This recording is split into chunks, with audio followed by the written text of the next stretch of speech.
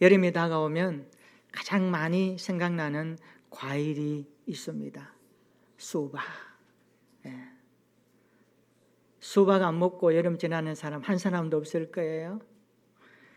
호박이 수박을 흉내내려고 자기 몸에 줄을 그었습니다. 얼마나 호박이 수박이 되고 싶었으면 그래 했을까요? 할머니가 이 모습을 보고 이렇게 말합니다. 쟤는 왜 갑자기 멍들었니? 그러면서 휴지통에 버리고 말았습니다. 호박은 된장찌개에도 들어가지 못하고 생을 마감했습니다. 짜장면이 짬뽕 국물이 너무나 부러웠습니다. 그래서 어느 날 짜장면이 짬뽕 국물을 막 퍼다가 자기 몸에 뒤집어 쓰기 시작했습니다. 그러면서 하는 말입니다. 나도 이제 국물이 있다. 나도 이제 짬뽕 국물이 있다. 자랑하니까 사람들이 그것을 보고 이렇게 말합니다. 웬 개밥이야?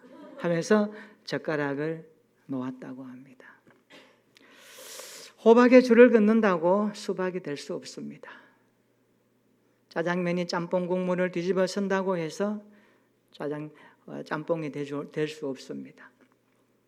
모름지기 사람은 분수에 맞게 살아야 한다라는 내용입니다. 그런데 성도는 성도다운 삶이 있습니다. 그리스도인은 그리스도인다운 삶이 있어야 합니다. 하나님의 자녀는 하나님의 자녀의 자리를 지킬 때에 가장 아름답고 멋있습니다. 오늘 예배가 우리의 자리를 다시 회복하는 예배가 되었으면 좋겠습니다. 호박에 줄 긋지 말고 짜장면이 짬뽕 국물 뒤집어 쓰지 말고 우리의 삶의 정체성, 하나님의 자녀라고 하는 신분을 어떻게 유지하고 있는지를 다시 한번 재확인하는 그런 예배가 되기를 주의 이름으로 축원합니다.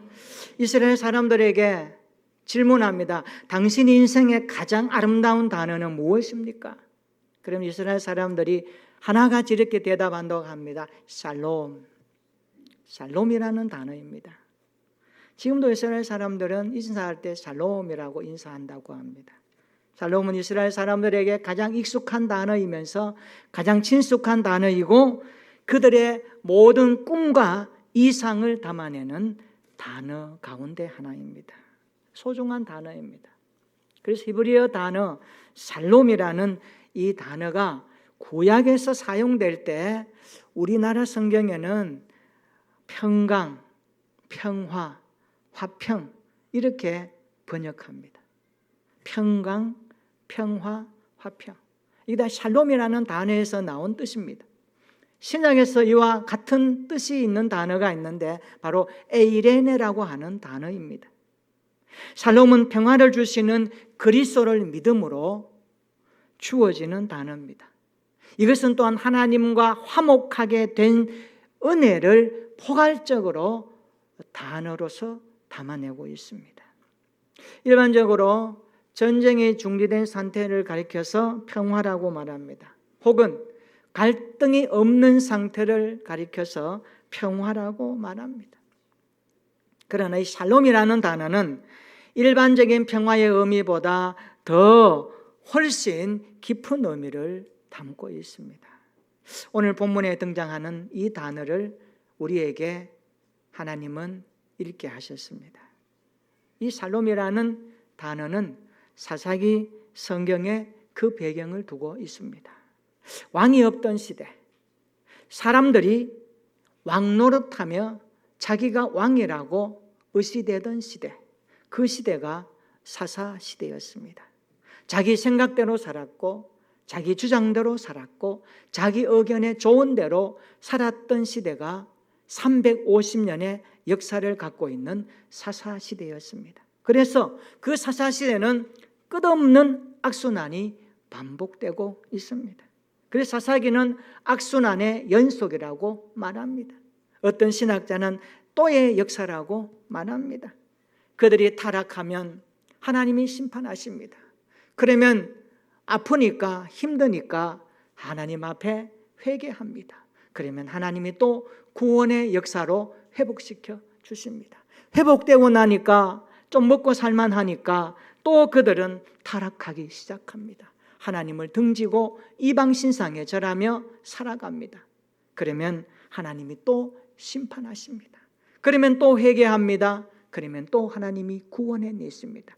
이런 반복되는 역사가 사사기 성경의 구조를 갖고 있습니다.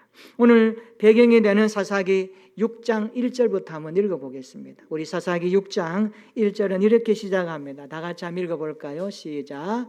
이스라엘 자손이 또 여호와의 목전에 악을 행하였으므로 여호와께서 7년 동안 그들을 미디안의 손에 넘겨주시니. 아멘. 여기 보세요. 이스라엘 자손이 또 여호와의 목전에 악을 행하였으므로.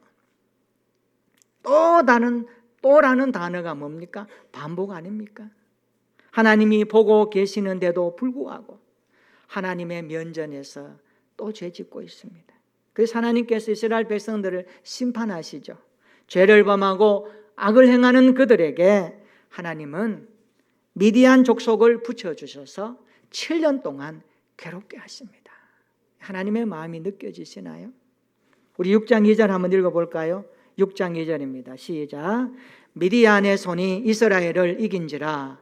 이스라엘 자손이 미디안으로 말미암아 산에서 웅덩이와 굴과 산성을 자기들을 위하여 만들었으며. 아멘. 이스라엘 백성들이 미디안의 압제 때문에 살기 위해서 피난처를 만듭니다. 웅덩이를 파고 굴과 산성으로 피신합니다. 살아야 되니까.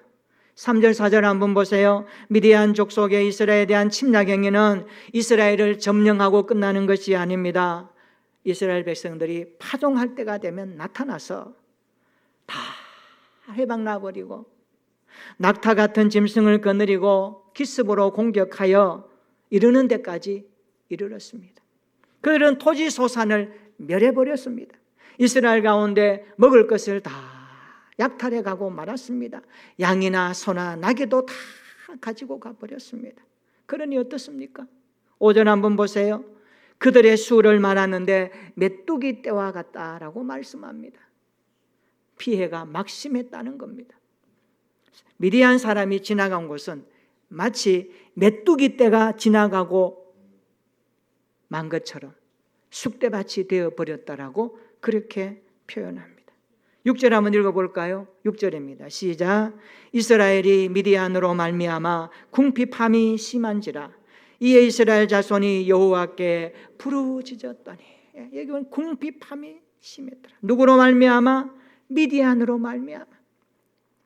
먹을 거 다 뺏어가 버리고 남은 거 없으니까 궁핍한 겁니다. 사람이요, 먹고 입고 잠잘 것 있으면 행복하죠. 이게 없으면 피폐합니다. 마음이 괴롭습니다. 지옥이 따로 없죠. 미디안으로 말미암아 그들은 하나님을 찾습니다. 7절에도 보세요. 이스라엘 자손이 미디안으로 말미암아 여호와께 부르짖었다. 성경에 부르짖었다는 것은 단순한 도움 요청이 아닙니다. 사생결단 하나님 앞에 손 내미는 겁니다. 하나님 도와주셔야 합니다. 안 도와주시면 죽습니다. 물에 빠진 사람이 지푸라기를 짚는 심정으로 하나님 앞에 매달리며 호소하고 부르짖고 기도하고 강하게 하나님을 찾는 모습을 부르짖는다라는 표현에 담겨 있습니다. 미디안의 가혹함이 계속되자 다시 구원자 하나님을 향하여 기도하기 시작합니다. 회개하며 기도하기 시작합니다. 11절 한번 보세요. 여호와의 사자가 요아스의 아들 기드온에게 나타났습니다. 자, 그때 기드온은 뭐라고 했었습니까? 밀을 포도주 틀에서 타작하고 있습니다.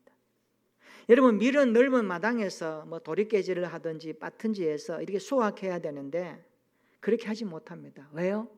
미디안 사람들이 보면 다 뺏어갈까 봐 몰래 숨어서 망봐가면서 그 포도주 틀에서 고이 밀을 빻고 있는 겁니다. 미디안 사람들에 들키지 않으려고 숨어서 타작하고 있는 것입니다. 얼마나 미디안 사람들이 두려웠으면 그랬을까요? 얼마나 불안했으면 그렇게 했을까요? 그만큼 이스라엘 백성들은 미디안 백성들에게 참담한 압제를 받고 있음을 기록합니다. 자, 이때 여호와의 사자가 기드온에게 나타나지요. 그런데 기드온이 이렇게 항변을 합니다. 기드온의 항변 한번 읽어볼까요? 사사기 6장 13절입니다. 같이 한번 읽어보겠습니다. 시작. 기드온이 그에게 대답하되 오 나의 주여 여호와께서 우리와 함께 계시면 어찌하여 이 모든 일이 우리에게 일어났나이까? 또 우리 조상들이 일찍이 우리에게 이르기를 여호와께서 우리를 애굽에서 올라오게 하신 것이 아니냐 한 그 모든 이적이 어디 있나이까? 이제 여호와께서 우리를 버리사 미디안의 손에 우리를 넘겨주셨나이다 하니.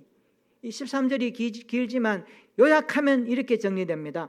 지금 우리가 당하는 고통, 지금 이스라엘 백성이 당하는 고통은 하나님께서 조상들과 약속하신 언약을 지키지 않고 우리를 버렸기 때문입니다 라고 그렇게 지금 항변하는 겁니다. 이 말이 맞나요? 정말 하나님 그렇게 하셨나요? 지금 기드온은 고통의 원인을 하나님 탓으로 돌립니다. 사람이요, 잘한 것은 자기 탓으로 돌리고 못한 것은 남 탓이라고 돌리는 것이 인간의 본성적 욕구입니다. 여러분, 크리스찬들 가운데 좀 불편하고 힘드는 거 여러분 하나님 앞에 하나님 탓으로 돌린 적은 없나요? 하나님 왜 이렇게 해주세요? 왜 이렇습니까? 우리가 신앙생활을 하다 보면 조심할 것이 몇 가지 있습니다. 하나님의 은혜를 모르고 하나님 탓으로 돌리는 것은 굉장한 불신앙의 모습입니다. 지금 기드온이 하나님께 그렇게 항변하는 겁니다. 여호와의 사자로 나타난 하나님께 그가 항변하는 거 보십시오. 하나님, 우리 조상들과 맺었던 그 언약 왜 안 지킵니까? 우리를 왜 미디안 손에 버립니까? 그래서 지금 이 고통이 왔습니다라고 항변하면서 반응하는 모습, 이거 믿음이 아니죠. 여호와께서 다시 말씀하십니다. 14절 한번 보세요. 너는 가서 너의 힘으로 이스라엘을 미디안의 손에서 구원하라. 내가 너를 보낸 것이 아니냐 하시니라. 이게 보니까 하나님께서 여호와의 사자로 말씀하십니다. 이 너의 힘으로, 이 무슨 말씀입니까? 정말 미디안을 향하여서 기드온이 자신의 힘으로 이겨라는 걸까요? 그런 뜻이 아닙니다. 내가 도와줄 테니까 나의 힘으로 이길 수 있다라는 강한 메시지를 전하고 계십니다. 하나님께서는 지금도 당신의 사람을 부르셔서 일꾼으로 쓰실 때에는 거기에 합당한 힘을 주십니다. 은혜를 주십니다. 능력까지 부어주십니다. 그래서 하나님의 일을 감당할 수 있도록 책임져 주십니다. 우리가 주의 일을 할 때, 교회를 봉사할 때 이런 마음의 자세를 오늘 말씀 앞에서 받아야 되지 않겠습니까? 하나님이 우리에게 좀 봉사합시다, 수고합시다, 헌신합시다 할 때에 여러분의 힘으로 하는 게 아니거든요. 하나님이 거기에 은혜를 주시거든요. 하다 보면 힘이 생기고 하다 보면 하나님이 함께 한다는 것을 경험하기 때문에 놀라운 신앙의 상승 효과가 나타난 것입니다. 지금 하나님이 그렇게 말씀하시는 것입니다. 하나님은 당신의 일꾼을 부르셔서 사명을 맡기실 때 그 사명을 이룰 힘과 능력도 주신다는 것을 믿었으면 좋겠습니다. 16절 한번 읽어볼까요? 16절입니다. 시작. 여호와께서 그에게 이르시되 내가 반드시 너와 함께하리니 내가 미디안 사람 치기를 한 사람 치듯 하리라 하시니라. 아멘. 여러분, 이쯤 되면 기드온이 믿어야 되지 않겠습니까? 믿어야 되죠. 이렇게 말씀하시는데, 이렇게 약속하시는데.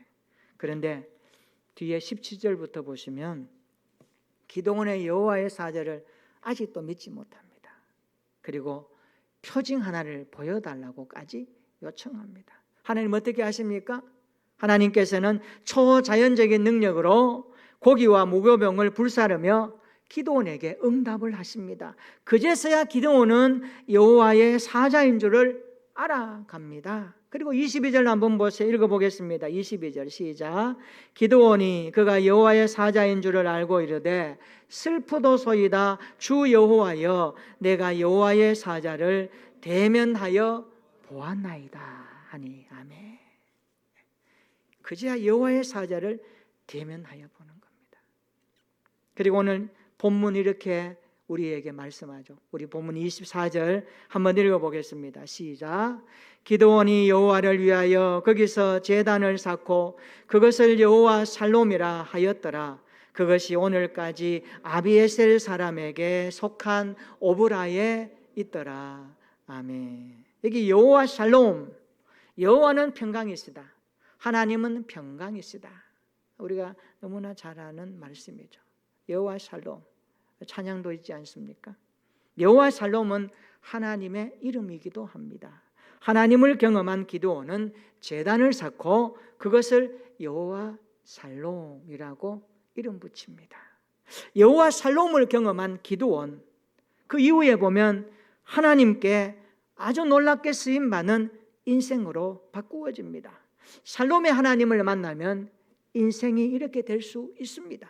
그 어떤 사람도 여호와 살롬, 그 하나님을 대면하면 놀라운 일이 난다는 것을 오늘 본문이 가르쳐주고 있습니다. 우리 인생도 이런 변화가 필요하지 않겠습니까? 우리 인생에 여호와 살롬의 하나님으로 인하여, 그분을 만남으로 인하여, 그분이 우리 인생에 찾아오심으로 인하여 기드온의 인생에 역사하셨던 하나님의 놀라우신 일하심이 여러분 가정과 직장과 생업과 교회 가운데 풍성하게 나타나기를 축원합니다. 그렇다면 여호와 살롬, 하나님을 만나면 어떻게 될까요?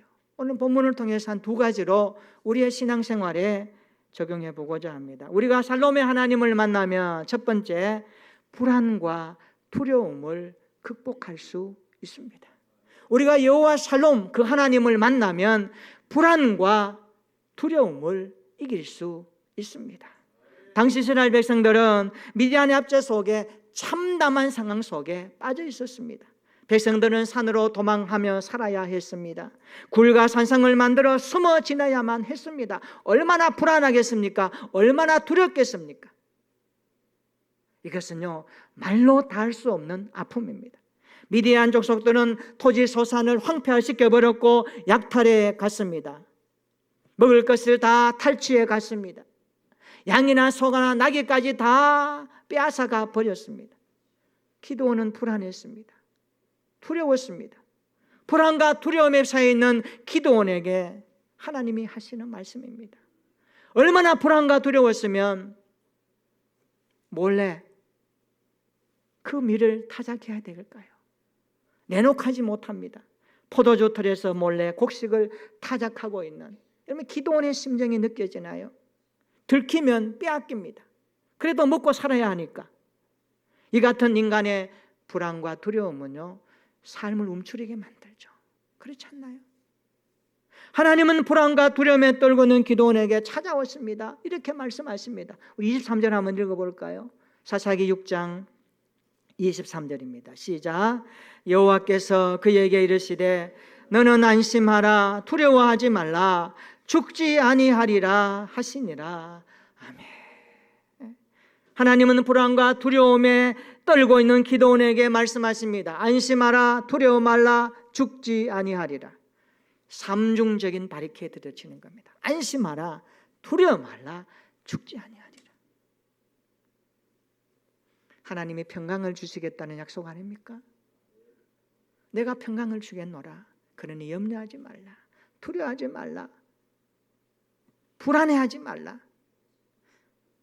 신약에 보면 예수님의 제자들이 예수님 따라다니다가 주님 십자가에 달려 돌아가시니까 다 도망갑니다. 다 도망가요. 나 고기 잡으러 가야 되겠다. 그들은요, 예수님이 죽은 것으로 인생이 끝났다고 알았습니다. 그리고 예수님을 따라다녔던 자기들을 로마의 병사들이 붙잡아서 어떻게 할까봐 싶어서 문을 잠그고 살았습니다. 굉장히 불안과 두려움이 그들에게 엄습해 왔습니다. 근데 웬걸요? 3일이 지났습니다.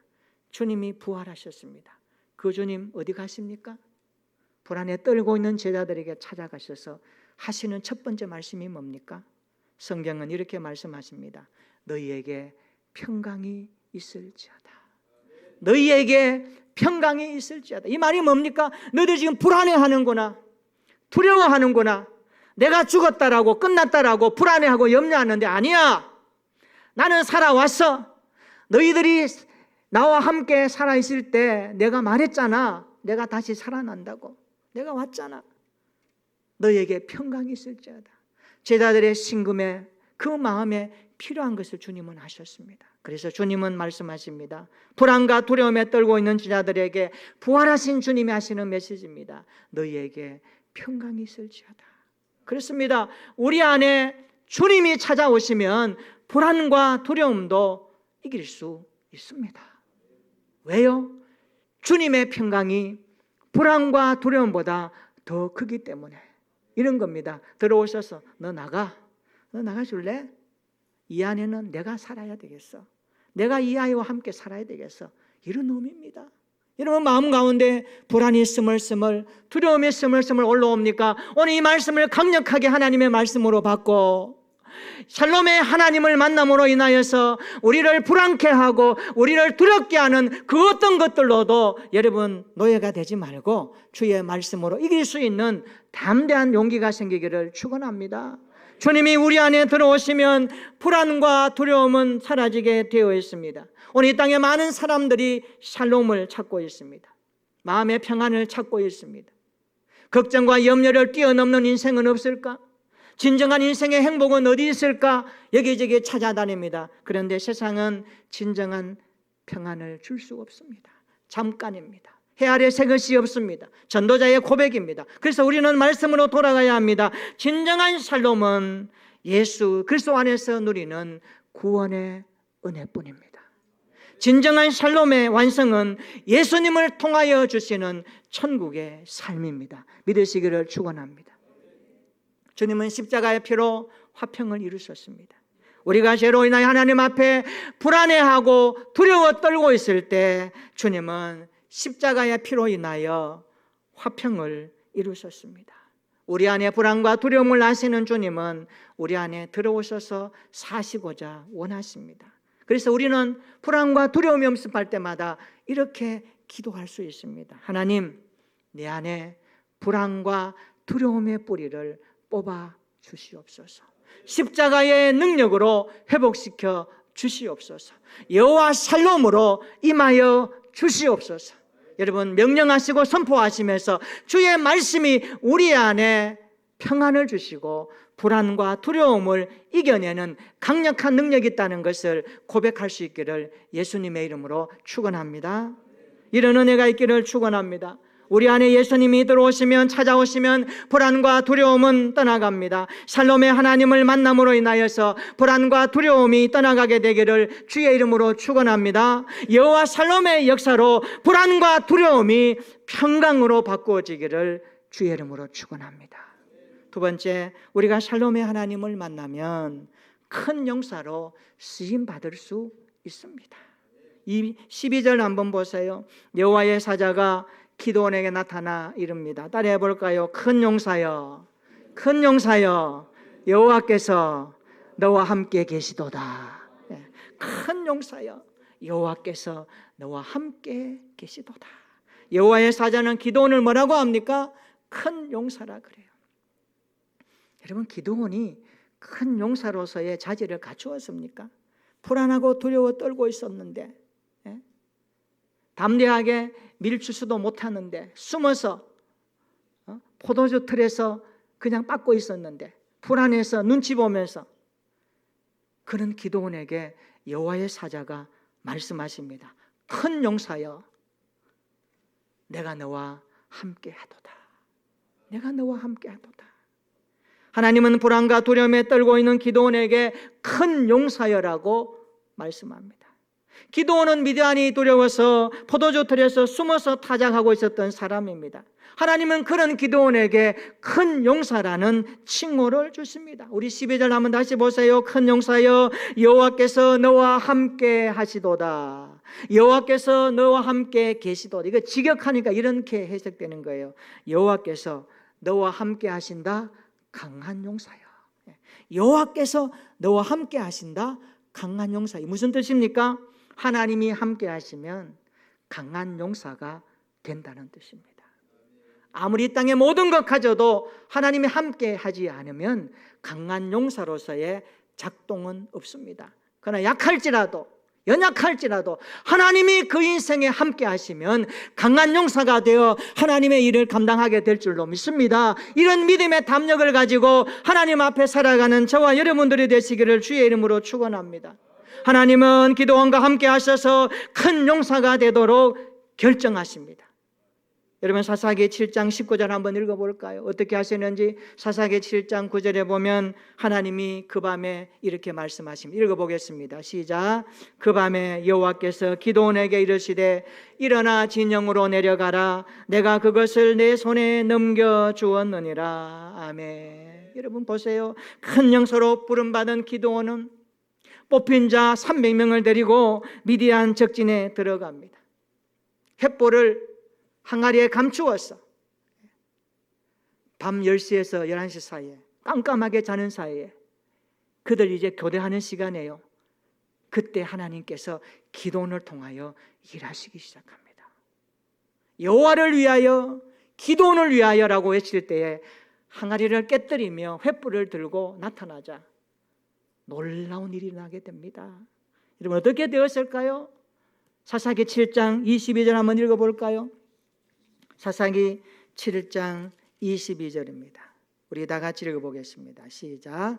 300명이 나팔을 불 때에 여호와께서 그 온 진영에서 친구끼리 칼로 치게 하심으로 적군이 도망하여 스레라의 베시다에 이르고 또 답밭에 가까운 아벨 무홀라의 경계에 이르렀으며. 아멘. 여기 보세요. 300명이 나팔을 불 때에 여호와께서 그 온 진영에서 친구끼리 칼로 치게 하셨다. 이게 무슨 말입니까? 기상천외한 일이 나타났습니다. 자기들끼리 막 싸우는 거예요. 놀랍지 않나요? 이걸 뭐라고 하죠? 자중질환에 빠졌다 그럽니다. 자기 편끼리 일어난 싸움이에요. 자중질환이에요. 이게 빠져버린 거예요. 하나님 그렇게 일하셨습니다. 사사기 8장 10절에 한번 보세요. 거기 보면 큰 용사 기드온이 거둔 승리를 기록하고 있습니다. 큰 용사 기드온이 300명의 사람들과 함께 싸웠는데 얼마나 죽었습니까? 칼든 자 12만 명이 쓰러졌습니다. 300명을 가지고 12만 명을 이겼다? 여러분 놀라지도 않으시네. 300명의 군사로 12만 명을 이겼다? 이게 누가 하셨습니까? 큰 용사 기드온과 함께 하신 하나님의 승리입니다. 큰 용사 기드온을 큰 용사 되게 하심으로 말미암아 하나님의 말씀이 그대로 이루어진 역사적 사건을 성경은 사사기 8장 10절에 말씀합니다. 기드온과 그의 300명이 칼든 자 12만 명을 죽였도다. 누가 이렇게 할 수 있겠습니까? 하나님 하시는 거예요. 하나님이 함께 하시면 큰 용사로 쓰임받게 되는 것입니다. 기드온은 살롬의 하나님을 만남으로 큰 용사로 쓰임받은 것입니다. 그렇습니다. 아무리 연약한 사람일지라도 하나님은 큰 용사로 부르셔서 사용하십니다. 우리도 살롬의 하나님을 만남으로 큰 용사로 쓰임받는 인생이 되었으면 좋겠습니다. 여러분 기도하는 일에 큰 용사로 쓰임받았으면 좋겠습니다. 봉사와 헌신하는 일에 큰 용사로 쓰임받았으면 좋겠습니다. 교회를 사랑하고 위하는 일에 큰 용사처럼 되었으면 좋겠습니다. 복음의 통로, 축복의 통로로 쓰임받는 큰 용사가 되었으면 좋겠습니다. 우리가 예수님 안에서 누리는 살롬의 은혜가 우리의 태신자들에게도 임했으면 좋겠습니다. 우리가 품고 기도하는 태신자들도 살롬의 하나님을 만남으로 그들의 인생이 새로워졌으면 좋겠습니다. 이것을 같이 품고 기도하는 우리 모두가 되었으면 좋겠습니다. 그렇습니다. 우리 안에 주님이 찾아오시면 불안과 두려움은 떠나갑니다.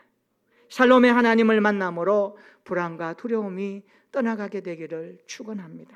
살롬의 하나님을 만나면 누구든지 큰 용사로 쓰임받을 수 있습니다. 큰 용사여 여호와께서 너와 함께 계시도다.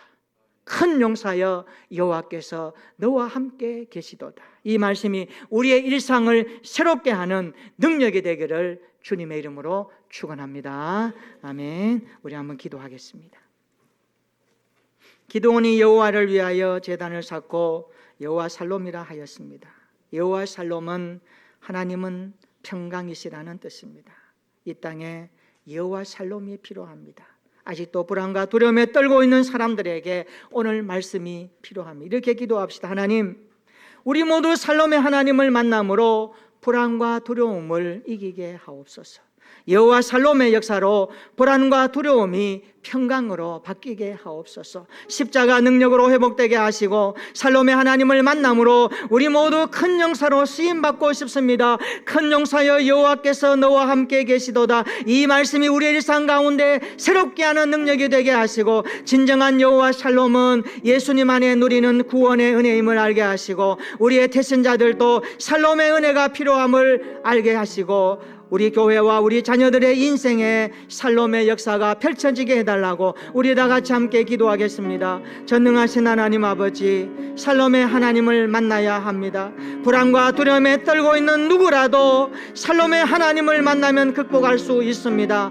여호와 살롬의 역사로 불안과 두려움이 평강으로 바뀌게 하옵소서. 십자가 능력으로 회복되게 하옵소서. 살롬의 하나님을 만남으로 인하여 큰 용사로 쓰임받게 하시고 큰 용사여 여호와께서 너와 함께 계시도다. 이 말씀이 우리의 일상을 새롭게 하는 능력이 되게 하여 주시옵소서. 진정한 살롬은 예수님 안에서 누리는 구원의 은혜임을 알게 하시고 우리가 품고 있는 태신자들에게도 살롬의 은혜가 임하게 하옵소서. 우리 교회와 우리 자녀들의 인생에도 살롬의 역사가 펼쳐지게 하시고 오늘 주신 말씀을 가슴에 새기고 우리의 삶의 현장 가운데 일하시는 하나님을 노래하고 선포하게 하셔서 여호와 살롬, 그분이 일하십니다. 그분이 역사하십니다. 고백함으로 인하여 우리의 모든 교회와 성도들과 자녀손들이 여호와 살롬으로 인하여 날마다 승리하며 감사하며 살아갈 수 있도록